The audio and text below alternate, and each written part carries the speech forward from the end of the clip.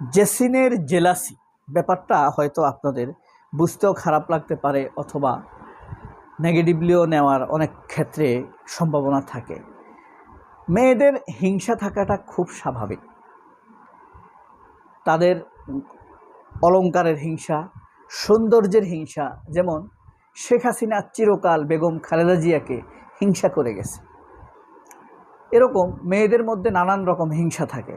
কারো থাকে শাড়ির হিংসা, গহনার হিংসা, বাড়ির হিংসা, ফার্নিচারের হিংসা, সৌন্দর্যের হিংসা। তো এই গাজী টিভির পাজি উপস্থাপিকা কাজী জেসিনের মধ্যে এই জিনিসটা প্রবল আকারে দেখা যাচ্ছে। যদিও তাকে আমি 24-এর পক্ষেরই মনে করি, কিন্তু তার আচার আচরণ চরিত্রে সে আসলে ক্রমেই গণতন্ত্র মানবাধিকারের বিরুদ্ধে চলে যাচ্ছে।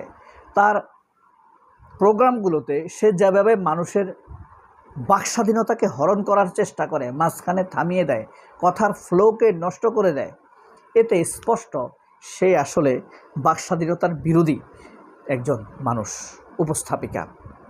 তো তাকেও এখন সিনিয়র উপস্থাপিকা হিসেবে মানুষ তালিকাভুক্ত করেছে সামাজিক যোগাযোগ মাধ্যমে, ন্যারেটিভে, ফ্যাক্ট চেকে।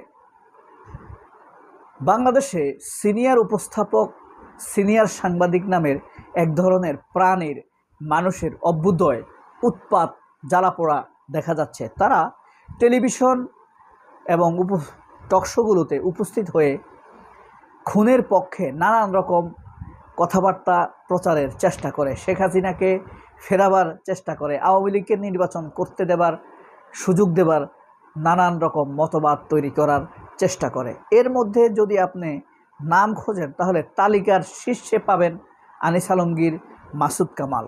এদের আবার এক ধরনের টেকনিক আছে, এদের মধ্যে আবার কিছু আছে বুদ্ধিমান। তারা মাঝে মাঝে হুট করে কি করবে, বিএনপির প্রশংসা করবে, জামায়াতের এক দুইটা প্রশংসা করবে। এটা করে জামায়াত এবং বিএনপির বোকা সমর্থকদের সহানুভূতি তারা নিয়ে নেয়, আবার তারা আওয়ামী লীগের পক্ষে বয়ান করতে শুরু করে।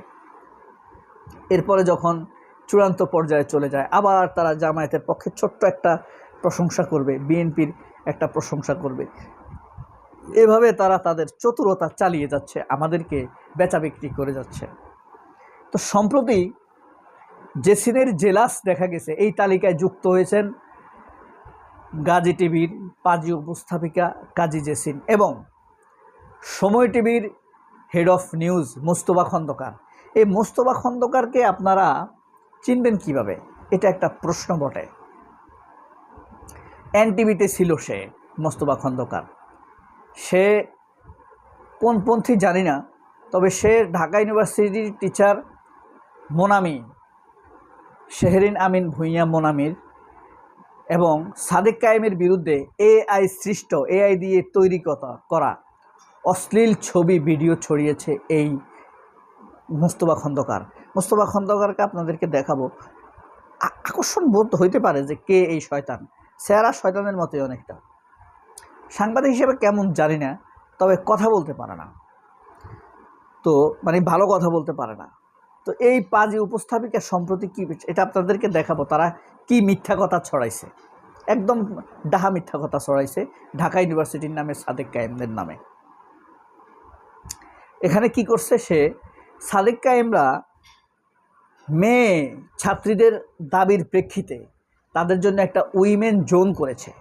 আমরা জানি সকল ইউনিভার্সিটিতে বলেন, পাবলিক প্রতিষ্ঠানে বলেন, পাবলিক প্লেসগুলোতে বলেন, মেয়েদের জন্য আলাদা ওয়াশরুম, আলাদা একটু বসার জায়গা, একটু প্রাইভেসিটা মেনটেন করার জায়গা। সবাই তো আর পিয়া বিপাশার মতো উগ্র না অথবা নির্লজ্জ না, ঠিক না? অনেক মেয়েই পুরুষের সামনে ওড়না ব্যতীত যাইতেও লজ্জাবোধ করে, কেউ কেউ তো আছে বোরকা ছাড়াও যায় না। তাদের অধিকার রক্ষার্থে ডাকসুর জিএস, ডাকসুর ভিপিরা ঢাকা ইউনিভার্সিটির কর্পোরেট ক্যাফেটেরিয়াতে, ডাকসুর ক্যাফেটেরিয়াতে মেয়েদের জন্য একটি জোন করেছে, যারা যেখানে তারা রিল্যাক্স ফিল করবে। তো এটা নিয়ে জেলাস শুরু করেছে। এক নাম্বার হইল এমপি মানসুরা, তবে এটার নেতৃত্বে কাজী জেসিন।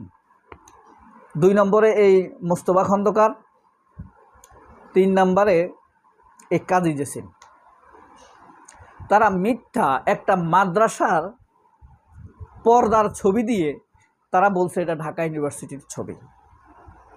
চিন্তা করেন। অথচ আপনার পটুয়াখালী বিজ্ঞান ও প্রযুক্তি বিশ্ববিদ্যালয়ে ছাত্রদলের নেতা তার বইয়ের জন্য আলাদা জোন করছে, সে যেন সেখানে প্রাইভেসি নিয়ে থাকতে পারে, তার প্রেমিকার জন্য গোপনে বিয়ে করে ফেলেছে আর কি। সেটার কথা মানসুরা বলে নাই, না মানসুরার কথা না আনতো না, এটা নিয়ে কথা বলতে আমার রুচিতে বাধে, 3rd ক্লাস পড়াস। তো এর দ্বিচারিতা মানে চরিত্র বলতে ওই চরিত্রের কথা বলছি না, দুই জায়গায় 2 রকম কথা বলা, 2 বাইকে 2 রকম ভালোবাসা, এটা তো একটা মানে ন্যারো ক্যারেক্টারের বৈশিষ্ট্য, তাই না? এই কাজী উপস্থাপিকার এই মিথ্যাটা ধরা খেয়ে গেছে ন্যারেটিভে, তার জেলাসি এবং মিথ্যাচার, মোস্তফা খন্দকারের মিথ্যাচারটাও এটার মধ্যে ধরা খেয়েছে। দেখেন, ঢাকা ডায়েরি নামের একটি নিউজ পোর্টাল,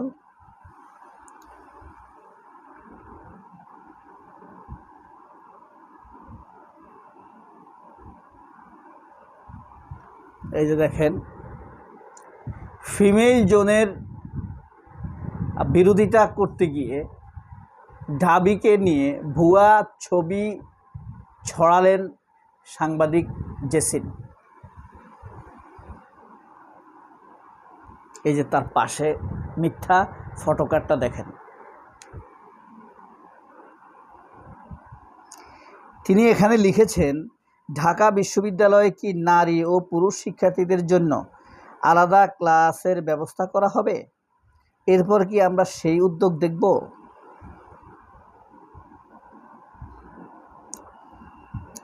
মেয়েরা যদি চায় তাহলে তাদের জন্য আলাদা করতে সমস্যা কি? ঢাকা বিশ্ববিদ্যালয়ের ছাত্র শিক্ষক কেন্দ্রে ক্যাফেটেরিয়ায় নারী শিক্ষার্থীদের জন্য ফিমেল জোন চালুর বিষয়ে বিরোধিতা করতে গিয়ে মিথ্যা ফটোকার্ড ভুয়া ছবি ছড়িয়েছেন কাজী জেসিন। আজ শনিবার সামাজিক যোগাযোগ মাধ্যম ফেসবুকে নিজ অ্যাকাউন্টে টিএসসির করিডোরে একটি এআই ছবি পোস্ট করে, যেখানে নারী পুরুষ শিক্ষার্থীরা আলাদা পর্দা খাওয়া হচ্ছে, অথচ 2050 সাল লেখেন এখানে। তিনি লিখেছেন, এরপর কি আমরা এই উদ্যোগ দেখব? ফেসবুক পোস্টে কাজী জেসিন লেখেন, ঢাকা বিশ্ববিদ্যালয়ে কি এরপর নারী পুরুষদের জন্য আলাদা ক্লাসের ব্যবস্থা করা হবে? এরকম একটি তথ্য ছড়ানো হয়েছে। এই যে আপনাদেরকে এখন আমি চেষ্টা করব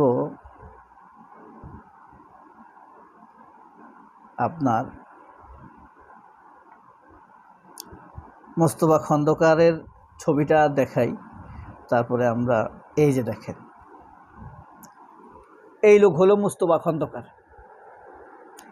শেরিন আমিন ভূঁইয়া মোনামির বিরুদ্ধে সাদেক কাইমকে নিয়ে এর নামে মামলা আছে এখন, বুঝছেন? এই মিথ্যাচার ছড়াইতে গিয়ে সে মামলা খাইছে। সবাই অনেক ভালো থাকবেন। আল্লাহ হাফেজ। আসসালামু আলাইকুম।